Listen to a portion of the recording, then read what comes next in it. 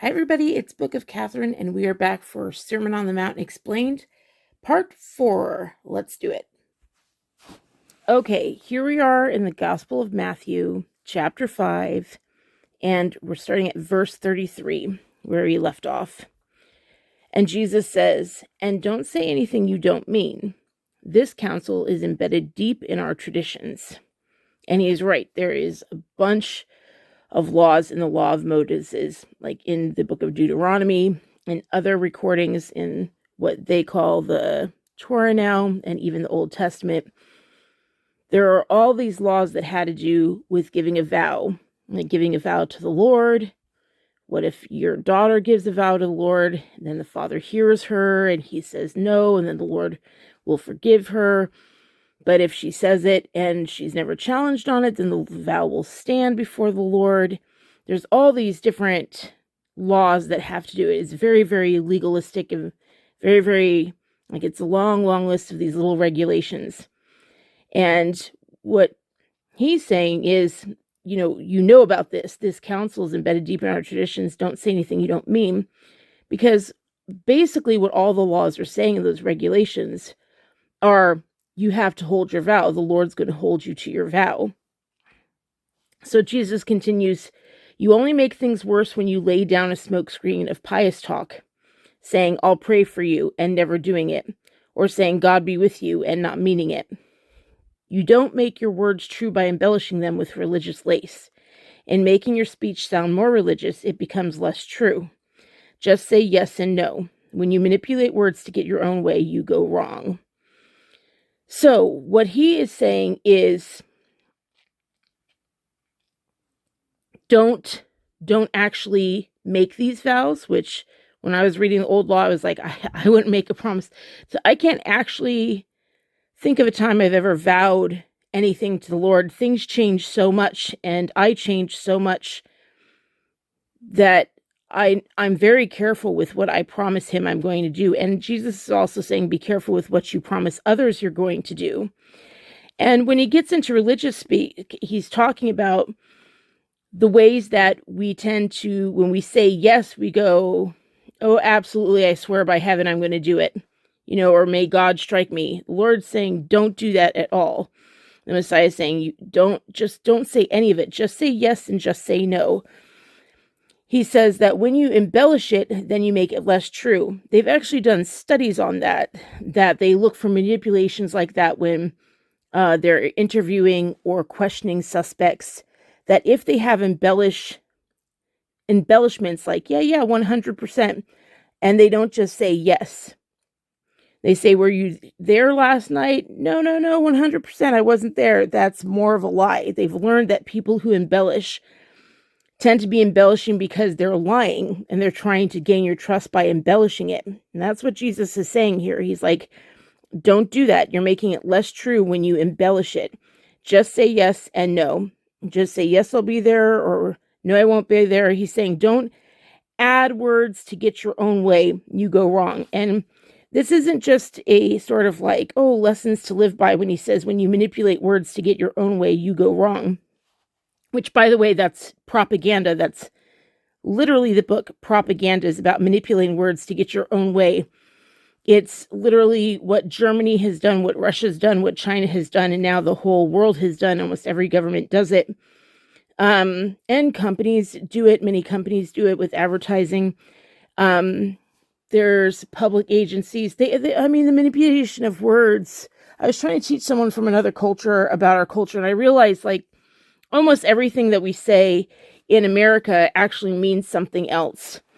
Like when we say, "No way, get out of here," we don't actually mean "no way, get out of here." That's not what that means at all. There could be 3 different meanings to a phrase, and yet the actual phrase and its meaning is not any of those 3 meanings. If you understand what I'm saying, those who have learned English, you can see why they think that it's very difficult. It's so very difficult because we don't say what we mean anymore. And a lot of that is because it's so dangerous. There are so many wolves, and things have moved so quickly, and movies and television, there's just a whole bunch of reasons. And he's just saying, just say yes and no. When you make promises, Just say what you mean. So keep it short and sweet, and rather than trying to make people happy. So they did a study or something, like 73% of women who get abortions are doing it to make somebody else happy. So they'll say, yes, I want the abortion, but when they ask the situation of it, then it turns out that they don't. It's because they're making somebody else happy. There's just so many ways that we do not have the courage anymore to just say yes or no about what we mean. So, and when Jesus says, when you manipulate words to get your own way, you go wrong, the point of that is that he's saying it's a natural law. You're violating a natural law when you don't do it. And of course, he's saying this is the way the natural laws work. If you're walking and talking with the Father, you can just ask him what to say. I've definitely done that. My husband's definitely done that. A number of my friends have definitely done that. When we're in really tough situations, we're like, what do we say? And then he gives us some phrase, and sometimes it's very strange, and then it just does exactly what it's supposed to do. But he's saying, in general, don't go around making promises and then failing to keep them to people. And he's saying, definitely don't vow anything to the Lord, because that can get you in so much trouble. I can't even begin. We break promises so much to each other. Don't even start to make promises to the Lord. Don't even start. All right. So 38. Here's another old saying that deserves a second look. Old saying means from the law of Moses, the laws that the Lord gave Moses, that have been torn apart by these high priests and the rabbis and the Mishnah and the Pharisees. So he's saying we need to really take another look at this. Here's another old saying that deserves a second look. Eye for an eye, tooth for a tooth. Is that going to get us anywhere? Here's what I propose. And this is very important, because so many people who preach against Christianity never actually say that Jesus argued for eye for an eye, tooth for a tooth. They say that is what Christianity is. And maybe there are churches and false teachers and priests and pastors, which is why the Lord says don't put anyone between you and God, who actually pull us back to eye for an eye, tooth for a tooth. But that's actually Judaism. They don't believe that they've had their Messiah yet. So Judaism believes eye for an eye, tooth for a tooth. So Jesus teaches, that's not going to get us anywhere. He says, here's what I propose. Don't hit back at all. If someone strikes you, stand there and take it. If someone tracks you, I'm almost imagining like how the Jews were taking this. They're the most, just if you read any of the original sources back then, the amount of war, everything's always on the edge of war. If you're a stranger at all, you're very, very, you should be very worried. They don't, it's such an antagonistic society. And here he's saying, let them hit you back. Oh, no. It's the most litigious society. Oh, I can't even begin I could just see their faces. So he says, don't hit back at all. If someone strikes you, stand there and take it. If someone, I cannot see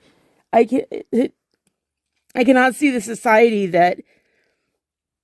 that Pilate or Herod ever talked about in their documents. I cannot even begin to imagine. Even Caesar has records. There's even records afterwards of when they were persecuting the Christians. They have records of when each Christian dies and like what happened and what was witnessed there. And they even talk about the Jews. It was a separate society then. So even Caesar and the records of Caesar and his officers, they write about the society of Jews, or the cultural Jews. My goodness, I'm telling you, this must just let someone hit you back. Can you imagine anyone in Hasidic Judaism being like, go ahead and hit me back? That is just unheard of. And of course, that's like almost every culture. Like, try doing that in Russia. Try having a Russian go ahead and sit there and just turn the other cheek. No. They might do it in the beginning, and then they go back and plot your death, right? Not everyone, you know what I mean. This doesn't apply to absolutely everyone. But there are certain cultural values where we have so many things based on justice. We need justice. Even social justice warriors, they certainly aren't servants or like, here, but turn the other cheek at all. Everyone's writing for justice. And here's Jesus saying, no. I mean, now that I think about it, all of our justice calls for eye for an eye, tooth for a tooth. We're just having riots right now. And they kept rioting until the police task force that did something was disbanded. They wanted an eye for an eye, tooth for a tooth. One guy lost his life, and so the unit was disbanded, and all the men were fired, and so they lost their livelihoods. That's what, and so now they're marching on Washington to make things right. That's asking eye for an eye, tooth for a tooth. That's very ancient Israel law. That's not actually justice, not according to Jesus. He's saying, don't hit back at all. And I can understand why he's saying that, because heaven will take care of them. Like any kind of thing that I've ever imagined for justice, I have now taken a look at, gone back of things I thought weren't just, and seen where those people who I thought escaped justice are doing. And I'm like, that's way worse than anything I imagined, right? We've talked about this in the Lost Laws of the Lord. So he says, if someone strikes you, stand there and take it. If someone drags you into court and sues for the shirt off your back, gift wrap your best coat and make a present of it. And if someone takes unfair advantage of you, use the occasion to practice the servant life. No more tit for tat stuff. Live generously. This is definitely radical teaching for the time and day. And honestly, it's radical teaching for today. People are not living generously. They're living defensively. And Jesus is saying you can live generously because you have the backing of all the angels and of the giant sequoia when we're all these bushes. We benefit, the sequoia takes care of us and everything like that, but the power is so much greater. And if we do these things and live generously, like we're, the sons and daughters of the giant sequoia, then we know that's our family and we have a lot to give from. Anyway, I laughed at that when I saw it, when it says, if someone drags you into court and sues for the shirt off your back, gift wrap your best coat and make a present of it. And I can't imagine anyone in society doing that today. They'd be like, oh no, I need a lawyer. What am I going to do? I'm going to lose everything. We do so much today to keep a roof over our head or keep a lodging this way. We truly don't think that there's anyone that's going to save us or that the Lord's on our side. We think the Lord's not on earth. We think Satan's in charge of earth and we're just here to be persecuted. And that's not actually true until you lose your home. The homeless know that. But, did you ever hear about Jesus having a home? Like, is that what you read about? Is that, no, he traveled and stayed with people, didn't he? We just have lost the idea of living generously and why that's like the joy and the reason that we can do that and the adventures that people who go on. I mean, think about it. The Hobbit, everyone loves The Hobbit. It was this big, super huge thing. Same thing with Harry Potter. Both of those stories are about people who leave home. Like when you go past your front door, the adventures that happen. No kidding. All right. 43. You're familiar with the old written law. He's talking about Deuteronomy, the law of Moses. Love your friend. And its unwritten companion, hate your enemy. So that means they've added something to it. In Jewish society, they had back then, in the Roman times, love your friend, they would say, and hate your enemy. They added something onto it. And Jesus is saying, I'm not telling you to hate your enemy. I'm going to challenge that. So here he says, I'm telling you to love your enemies. Let them bring out the best in you, not the worst. When someone gives you a hard time, respond with the supple moves of prayer. For then you are working out of your true selves, your God-created selves. This is what God does. Which, by the way, this idea that Jesus keeps pushing of you're working out of your true selves, your God-created selves, I have to really say, if you pay attention to like what Satan and his demons and his Nephilim and his followers and his worshipers in the occult, when you watch what those who follow the deceiver are doing, you'll notice that they're always trying to push us into groups. There is no individualism in Satanism and the occult. It's always group behavior. So that's why race wars are pushed, because it pushes us into groups. But Jesus is constantly, he doesn't talk about any, like even when he talked about the holy places, he said into your place of worship. He didn't say which religion. He didn't say which faith. Galilee is right at the corner of all these different nations, and there are travelers from all over. It's on King's Road. He was speaking at this crossroad where many nations were trafficking right through there. They were all crossing through there for world trade. It's right where the three continents. It's where Asia, and Europe and Africa all meet. And he was preaching right at the crossroads there, but out of the shadow of Jerusalem and the giant temple, the Herod's temple over there. So he spoke in this amazing place right over by the sea, beautiful. And so even Pilate's wife was able to just stop and listen when she was on her way home from Syria. So thousands were able to gather there very easily because it wasn't a densely populated area. It's even today, it's incredibly wide open fields. So anyway, he says, I'm telling you to love your enemies, let them bring out the best of you, not the worst. When someone gives you a hard time, respond with this simple moves of prayer, for then you're working out your true selves, your God-created selves. So he's pushing individuality again, what God created you to be, who you are. Every one of our children, no matter how many children we have, they're so different from one another. That's what we're like. We're all God's children. He gives us all life, and we are all very, very different from one another.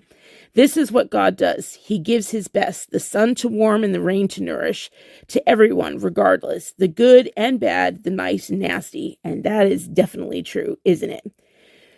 If all you do is love the lovable, do you expect a bonus? Anybody can do that. If you simply say hello to those who greet you, do you expect a medal?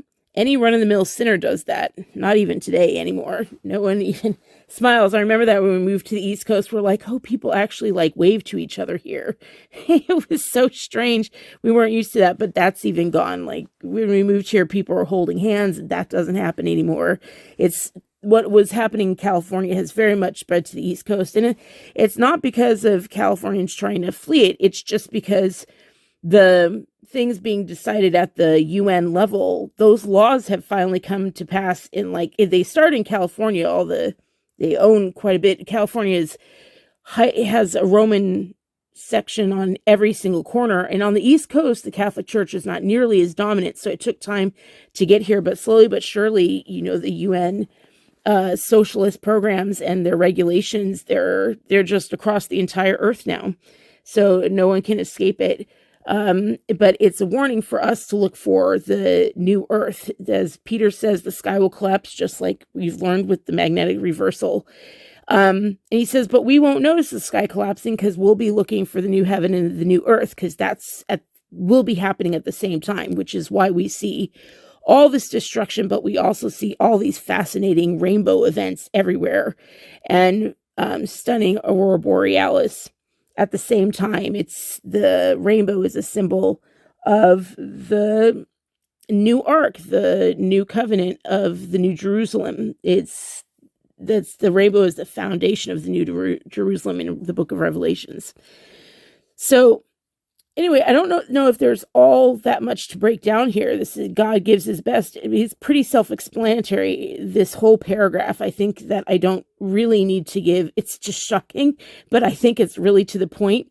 He's telling them to not be petty, not to go after each other, but to be patient and loving. And if someone hits us, just be like, yep, just let them hit us. Let them hit us and just be like, we have the greater reward and the Lord will take care of that. And it's not my side of the street. That's one of the, I thought it was great because I had written some books on keeping your side of the street clean. And then it ended up in a Taylor Swift song. And I was so happy that it had gone full circle. That this thing that I had learned that changed my life so much about keeping your side of the street clean. That's a lot of what Jesus teaches in the Sermon on the Mount is, just because someone else is angry, that's their side of the street. Pretend like you're on a road and you have your side and your row and your corners and all your little shops on your block. But across the street, there's everybody else is living. They all have their own blocks. They all have their own corners. And if they're having trouble, if they're angry at you or whatever, you can go over, but don't go over to their side of the street and try to fix their lives and try to get involved. Let the Lord do that. And then, on your side of the street, you can let people come up, but keep your side of the street clean. You do your own cleaning. Don't expect others to clean up for you. And this is the exact same thing here. If they're in a bad mood and if they come at you, be like, yep, that's your side of the street. All right, fine. But I'm not bringing your disaster over onto my side. I'm not going to tear apart my stores because you're upset with me. So if you have enemies, let the enemies exist and let them hit you, but don't, just clean up. If they tear up some of your stores, just clean up some of your stores, but don't try to get back on their side of the street, because that can bring a whole heap of, bad snapbacks from the angels. And just remember, there's a court in heaven, and that court overrules all of our courts down here. And if you do this thing and you trust the Lord to take care of their side of the street and to take care of them, then the court in heaven is going to move in our favor much, much more. So live generously. This is just another way of saying that. So, he says, in a word, what I'm saying is grow up. I laughed when I saw that. What I'm saying is grow up. We hear that all the time today. We're like, just grow up. In a word, what I'm saying is grow up, which means that there's a lot of petty bickering. And that's exactly what we see the Pharisees do. They think every time Jesus speaks, it's like some show, and they wait in the back and everybody's listening. Everybody else is fine, but the people in the back are ready to just attack him. They try to come up with their best question. They're always like, let's get him. And then they walk up to the front, and Jesus could give a flying whatever. He answers them very curtly, but then he just leaves them. He doesn't even bother with them. Don't focus on deal with the evil the Lord's given you to deal with, and do what he puts on your plate, but don't go looking for trouble. So he says, in a word, what I'm saying is grow up. Your kingdom subjects, now live like it. Put it very well. Your kingdom subjects, now live like it. Live out your God-created identity. Live generously and graciously towards others the way God lives towards you. That's pretty to the point, you guys. Live generously and graciously towards others the way God lives towards you. We, in the land of humanism, we don't have a God, and so we forget all that we have around us. We seem to think that we deserve it, or we seem to think that, it's owed to us, or that we're all victims somehow. And in reality, that's not actually the case. Even those of us who have been attacked by our enemies, and even those of us, if we go to court and we give them everything and give them a gift, and even if they take our house, we're living on Earth with more water than anywhere else in any of the solar systems that we can find. We have this incredible sun. No, they've not found another planet like our sun and moon, that the sun comes up in the day and the moon comes up at night. They haven't found that anywhere else, so that they're called the luminaries.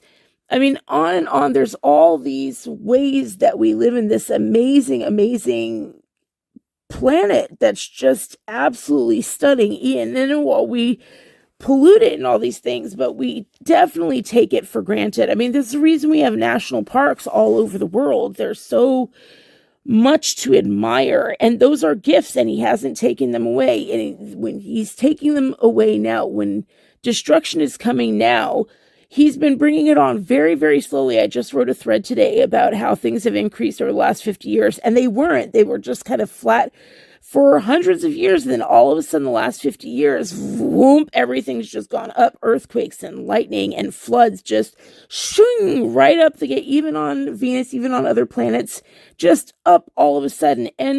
But that's been over 50 years. And as Peter says, he's just trying to give as many people a chance to change. Right? We are stubborn, or we're unaware.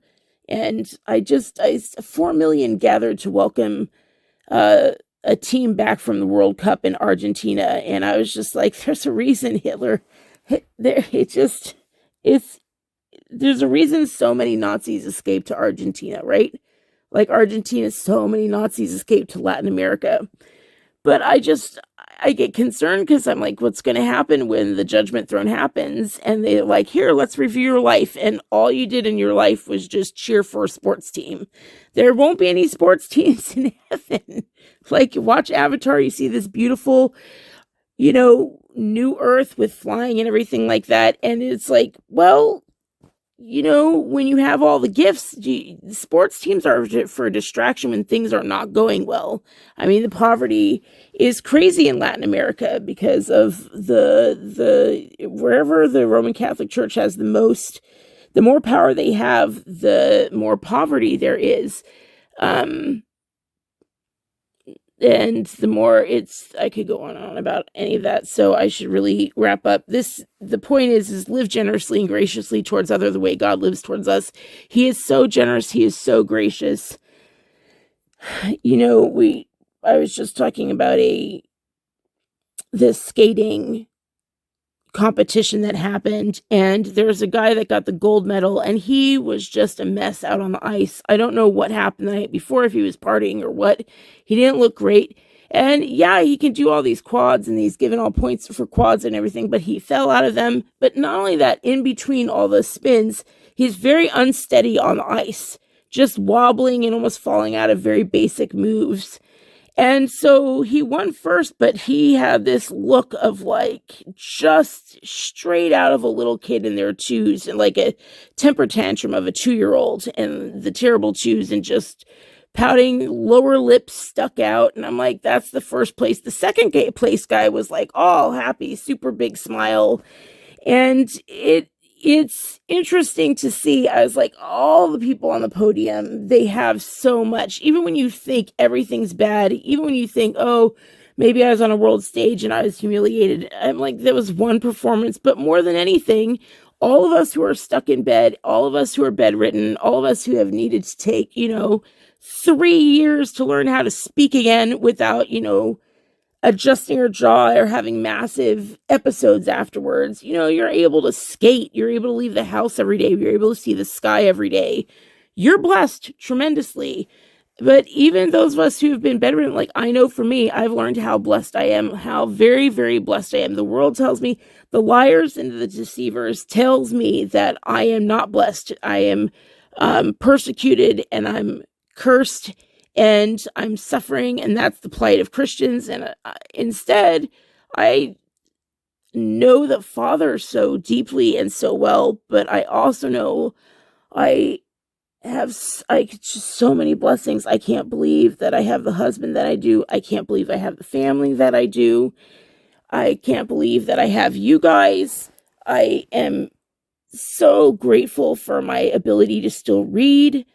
And of course, there's the 3 cats he's given me, my little guardians, and the incredible people and things that I've learned, so that my character has improved greatly since before I became very, very ill. There's something that happens when you come close to dying, and you face it, and you have to deal with it. And that's scary. It's like there's the world before you come to that point where you're like, uh-oh.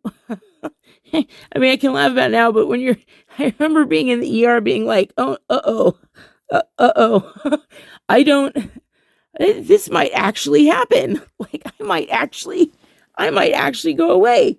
It's you don't realize as much as, the Lord. I was still terrified. And then finally there's this kind of fight that happens, and then you get to realize this is happening. And once you walk away from that, everything's this giant gift. As much as I want to walk with the Father, I still see, I'm like, look, the sheets feel so nice, and oh, what a nice pillow, and oh, this amazing phone, this amazing contraption called the internet. Oh, look at this, and look at this. Everything feels like the sun is out and the birds are shining, even when I'm in the middle of an episode. I was on a really bad episode Christmas morning, very bad episode. And then I was in a bad mood, but when it subsided, when it went away, I was in a much better mood. That's miraculous, but that comes after a lot of training in it. So I think that's the reason do you know when he says live generously and graciously towards others the way God lives towards you? Did you know that we actually have a chemical? I might have said this in my other pieces, but we have a chemical that if we have gratitude, it releases like some chemical in our brain that actually protects our body from pain. So like if you want to fight your pain, if you have chronic pain, try gratitude. It helps so much with the pain. It actually releases a chemical that fights pain.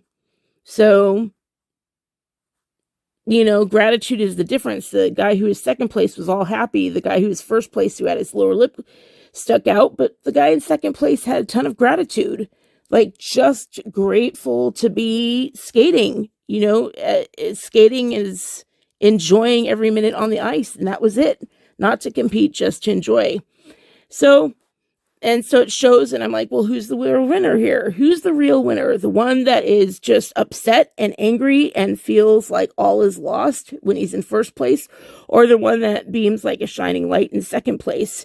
One of those people is living generously and graciously towards others, and the other isn't. So I think it's pretty self-explanatory. So that's part 4. Another 30-minute video. We're going to go ahead and move on to chapter 6 in just a little bit here in part 5. And I'm so glad I was able to finally get these up for you. I'm sorry my health hasn't been so great. There's been a lot going on. But I'm so grateful that you're with me here, and I will see you on the next one. If you want to, if you're able to, I'm fully viewer supported. I'm so glad. I'm so glad now.